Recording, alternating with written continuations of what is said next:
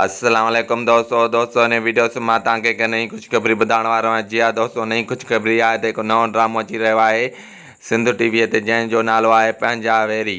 जी हा दोस्तों, पंहिंजा वेरी जो डायरेक्टर केरु आहे, या हिन ड्रामे में कहिड़ा कहिड़ा अदाकार मशहूरु कमु कंदा, या हिन ड्रामे जी रिकॉर्डिंग कॾहिं कई वेंदी, सभु कुझु हिन वीडियो में मां तव्हांखे ॿुधाइण वारो आहियां। पर दोस्तों, असांजी हिकु नंढी गुज़ारिश आहे, जेकॾहिं तव्हां मुंहिंजे यूट्यूब चैनल खे सब्सक्राइब न कयो त महिरबानी करे मुंहिंजे यूट्यूब चैनल खे ज़रूरु सब्सक्राइब कंदा।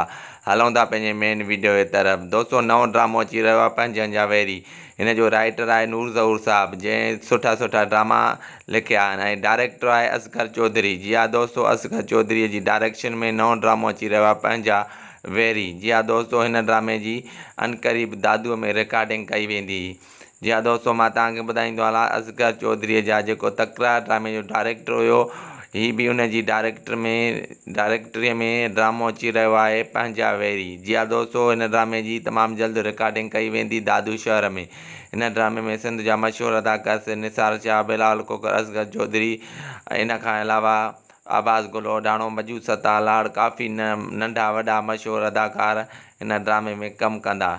जी हा दोस्तों, मां तव्हांखे ॿुधाईंदो हलां त हीउ ड्रामो जीअं तकरार ड्रामो तमामु मशहूरु हुयो, हीउ बि ड्रामो ईअं मशहूरु ड्रामो वेंदो पंहिंजा वेरी। जी हा दोस्तों, राइटर नूर ज़हूर साहब, ऐं जेको आहे मां तव्हांखे ॿुधाईंदो आहियां डायरेक्टर असगर चौधरी, ऐं ज़ुल्फ़कार बुर्दी, काफ़ी एक्टर हिन ड्रामे में मशहूरु कमु कंदा। दोस्तों, उमेदु कयां थो वीडियो तव्हांखे ज़रूरु पसंदि आयो हूंदो।